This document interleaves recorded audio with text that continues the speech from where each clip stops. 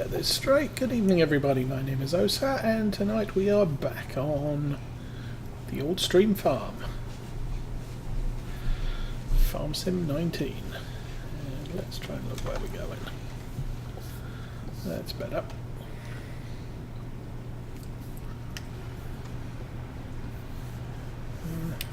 Probably turn that off, and we should probably turn those on.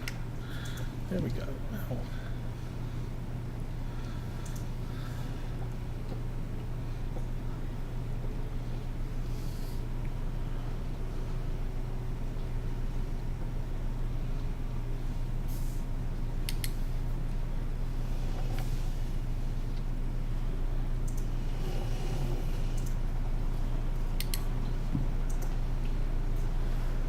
I believe this is our destination.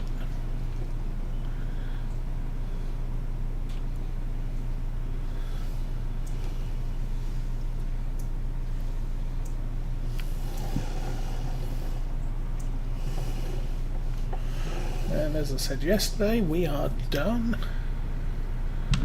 with our farm jobs for the moment. So we're picking up a couple of contracts to do. Oh, come on, little tractor.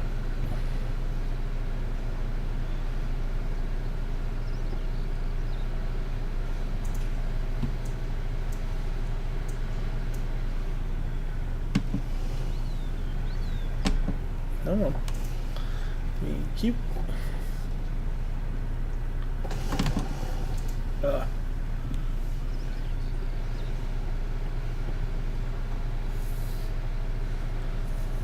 Probably ain't going to work out too well. That fence looks way too close to this field edge.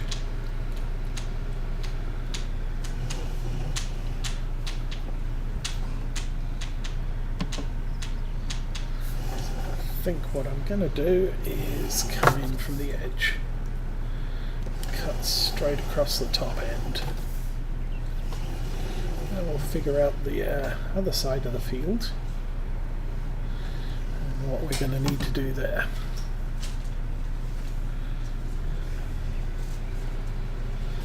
But we may have to run a headland here.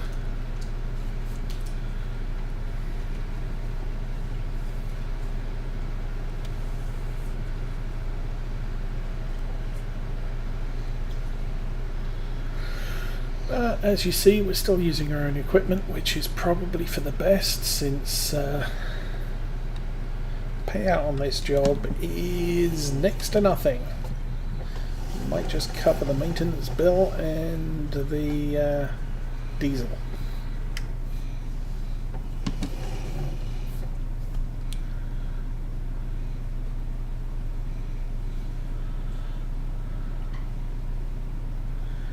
Again, we've got quite imposing trees along the edge the field, but it's not low enough that it's impeding the passage of the tractor.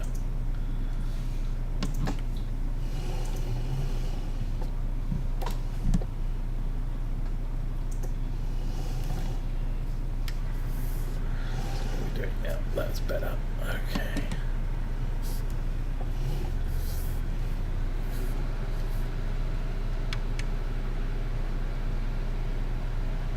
So we will run probably round the field twice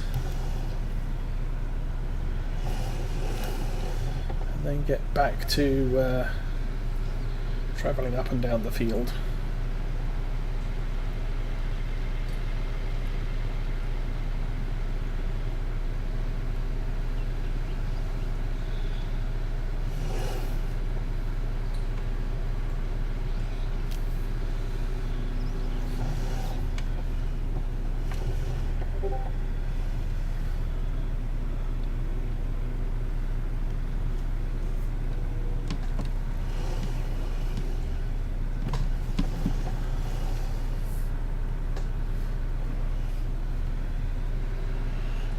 I didn't grab the weight for this trip, so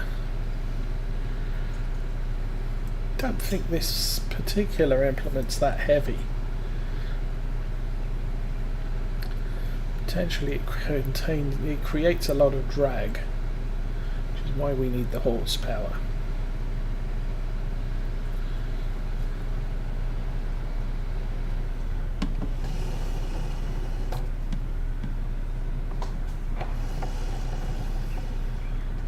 Once again, the trees in the way.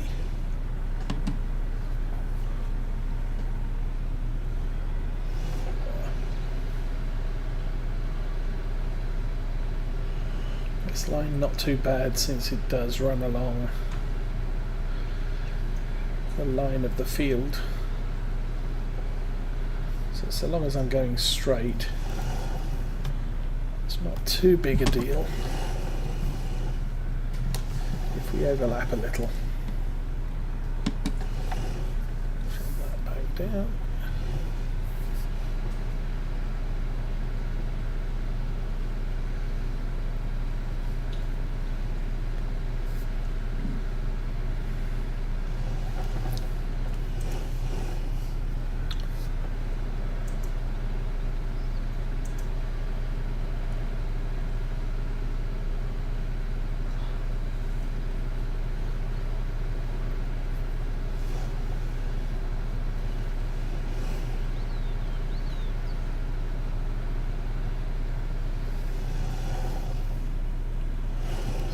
That is probably good enough.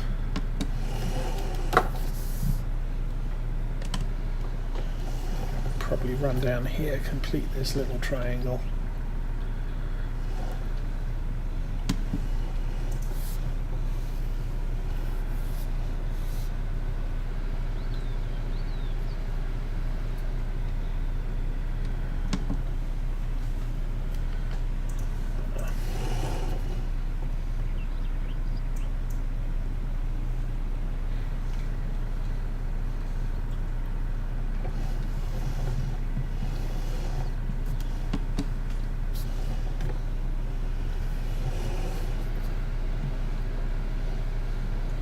So there's two cultivating jobs available today. One is this field and one is a field just down along the way. So we'll get those done. I think total payment is going to be less than €1,000, so not particularly profitable.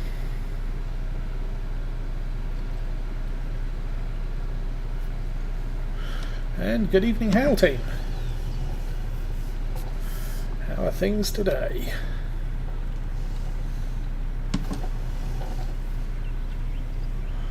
Oh, that reminds me.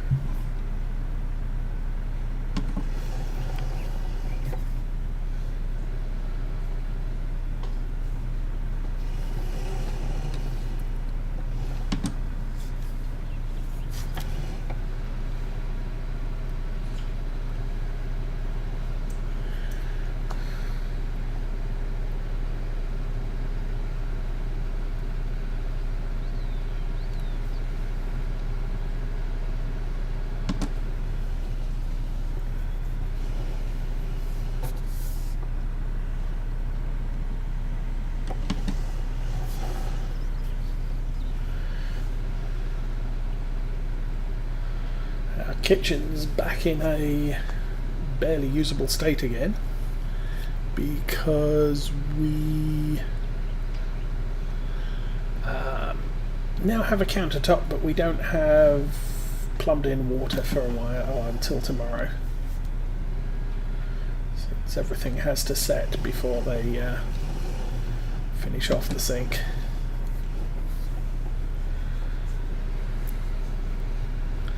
Oh, that's always depressing. I went through that when I worked for Borders many times. It got to be predictable. Yeah. The rumour mill would suggest that, oh, HR's just booked out the entirety of the second floor conference rooms. They sort of, oh, it's another round of layoffs.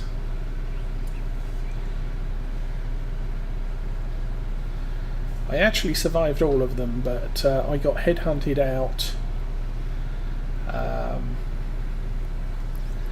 I went for an interview on, I think it was on the Thursday of the week, and Tuesday HR had booked out all the second floor conference rooms to lay a few people off, and I think the following week I found out, yes, I got the job offer. I went to my boss and I walked into his cube and he looked at me and he said, oh no, because he pretty much knew what was coming. I kind of said, yep, I'm going to be leaving you in 4 weeks. And he sort of, yeah, I guess there's nothing I can really do to persuade you to stay. So the way the company's going, no, not really. I worked out my 4 weeks. My last day was the Friday, and my last week I was pretty much spinning my wheels, nothing to do. And they called an all-hands meeting on the Thursday. I'd kind of finished all my work forever, type of thing. So I figured, well, I've got nothing better to do, I might as well go to the all-hands meeting. And went in, and the announcement was, we've just filed for bankruptcy. That's sort of, oh well, that was good timing, I'm out of here. But I think all the best people had slowly been drifting on. Yeah, the best people hadn't been laid off, but they were all quitting. Pretty much every day of every week in the last few months, it was sort of, oh, where's Jo? Oh, she left. Oh, really? Okay. So who am I working with now? Because being in IT, you don't work with, you're not working with business people, but you have liaisons. So someone comes along and says, oh, we need this change to the inventory program. And okay, fine, and then 2 weeks later that person actually leaves, and it's sort of, okay, so who am I working with on the inventory program now? And you work with them for a bit, and a month later they're gone too, and it's sort of, oh, this doesn't look good. Probably good time to leave, so we did.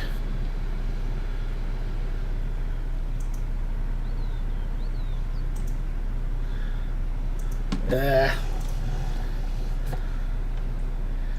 I hate non-compete agreements. Although you could check with a lawyer on those, because unless you're in catering, typically the non-compete is you can't go into business for yourself working against your former employer. But if you're going to work for somebody else, I don't know that they can hold you to a non-compete.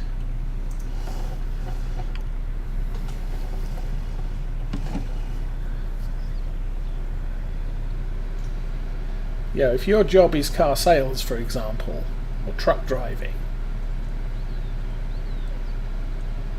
your non-compete would usually be you can't set up your own car showroom, or you can't go and buy your own private truck and compete for the haulage contracts that your former employer was doing. But there's nothing to stop you, leaving your current employer and going to work for a different employer doing exactly the same job. So it's worth checking to see how tight a non-compete contract is.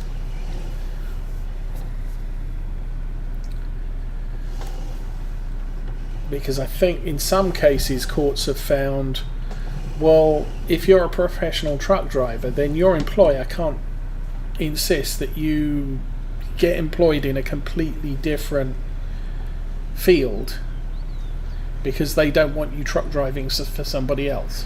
So no, you can't do that. You're not a slave to your employer. Plus, if your employer is rapidly going out of business, it makes sense for you to go and find a new employer.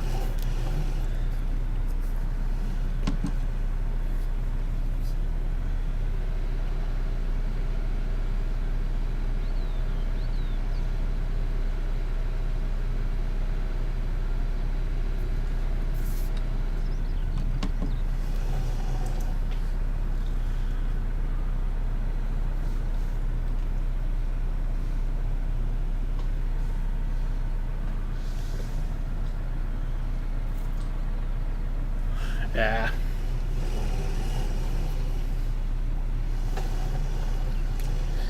Yeah, that.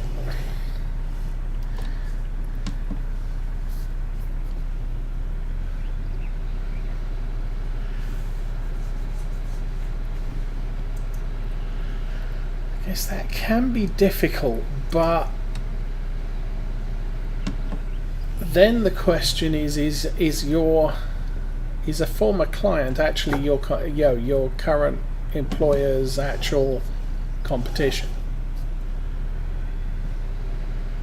Like I said, I don't know what you do, but say you work for a general accountancy firm that provides accounting services to other companies. They probably don't want you going to work for another general accountancy firm. But if one of your clients comes along and says, we'd like you to be an accountant on our team, but they're still going to employ your former accountancy firm to do their taxes or whatever, then technically you're not competing, because your former employer still is servicing that company on their specific work that they were doing before, and you're working a completely different area of accounting. But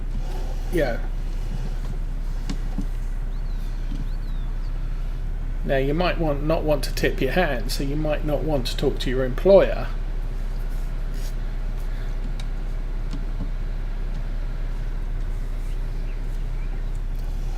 But if you know someone senior in your company that got laid off,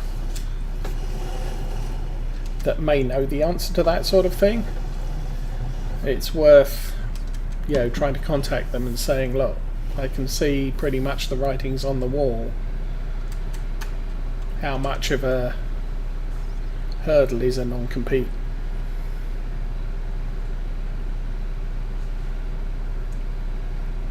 And working within the bounds.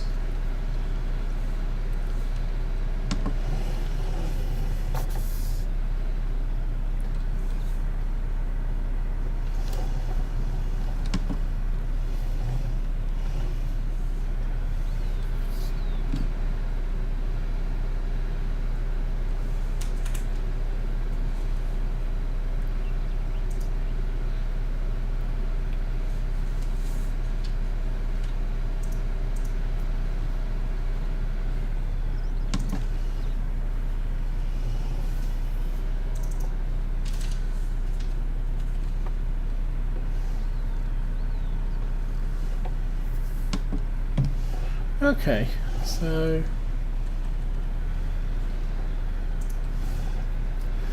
yes, there is possibly some leeway, because if you go and work for a client who is an insurance provider or carrier, then you're not providing adjuster services to all and sundry, so you're not competing directly with your former your former employer, because your former employer provides adjuster services to everyone, and you're now becoming a specific adjuster. You're not competing with them at all. And but you don't want to burn bridges, because you could be working alongside them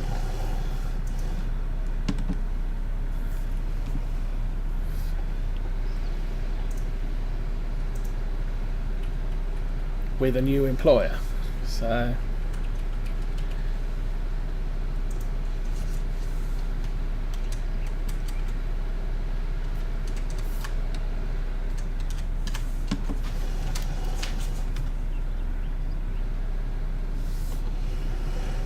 and it may be worth just talking to your supervisor.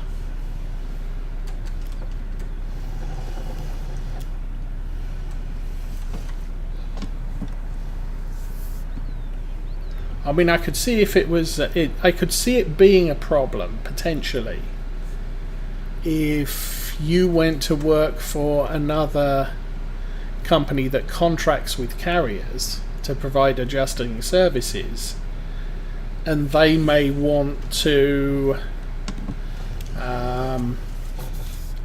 use your former client list. That is definitely competing against your previous employer, at least while your previous employer is still in business.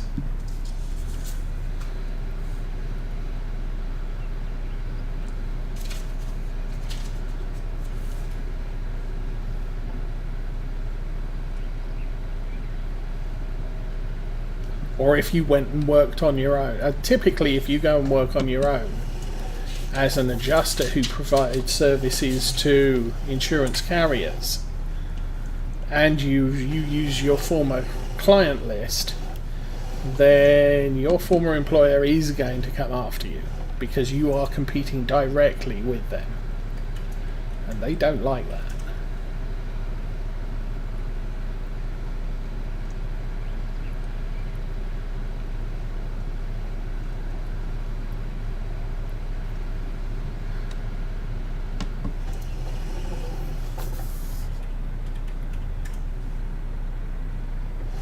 I should be done by now on this. Yeah. Okay, so we can collect 398 euros. Yay, thank you. And there was another cultivating trick just down the road.